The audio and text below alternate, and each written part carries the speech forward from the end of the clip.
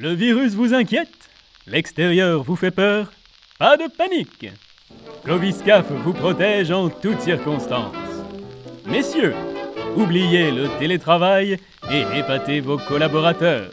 Même pour une petite soif, choisissez Coviscaf. Veni, vidi, covici. J'ai constaté des actes de sauvagerie. Nous devons tenir. Il faut un Guantanamo à la française, chacun à notre place. La bamboche, c'est terminé. Si vous voulez pas l'entendre, sortez d'ici! Vous êtes bien dans les années 20. La France a peur. Je crois qu'on peut le dire aussi nettement. Et elle a bien raison.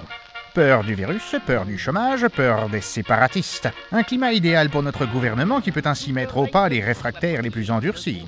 Il ne faudrait pas qu'un manque de poigne fasse émerger de nouveaux prétendants autres à la fonction suprême. Oui, mais vous savez bien que la France, la droite en l'occurrence, cherche un homme providentiel, a un besoin d'autorité. Vous pourriez formidablement les incarner. Et si la peur ne suffit pas, le gouvernement peut toujours compter sur la maestria des complotistes les plus zélés pour détourner l'attention des sujets de fond et incriminer l'ennemi de l'extérieur. Un rot sur les ennemis de la police.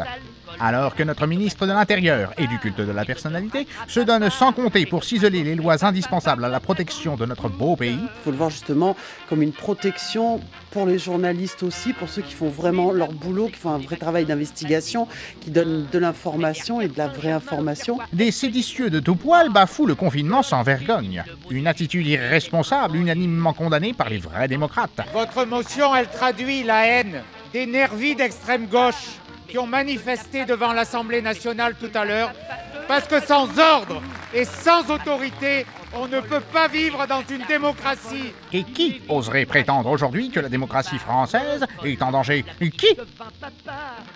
Ces ferments insurrectionnels ont fort heureusement été étouffés dans l'œuf par nos séides les plus valeureux. Moi, j'aime la police et j'aime la gendarmerie de la République.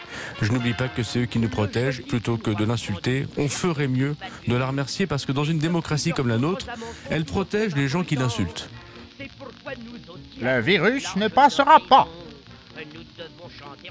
On n'arrête pas le capitalisme. Alors que deux géants de l'industrie mondiale sont sur le point de fusionner pour donner naissance au consortium Ficard, un second laboratoire annonce avoir trouvé un vaccin. Et quelle fierté pour notre glorieuse nation! Le brillant PDG de cette manufacture à la pointe de la technologie est un Français de souche.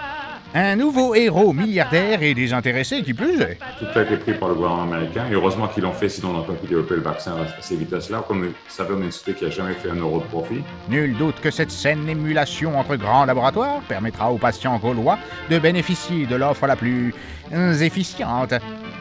Mais surtout, n'oubliez pas, restez restez confis, restez confinés.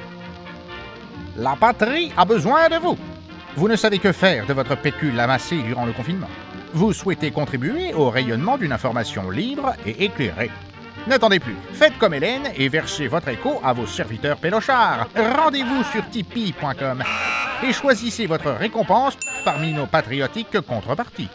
Une carte musicale à l'effigie de notre plus glorieux dirigeant pour toute contrepartie supérieure à 27 550 anciens francs, soit 42 € bien sûr.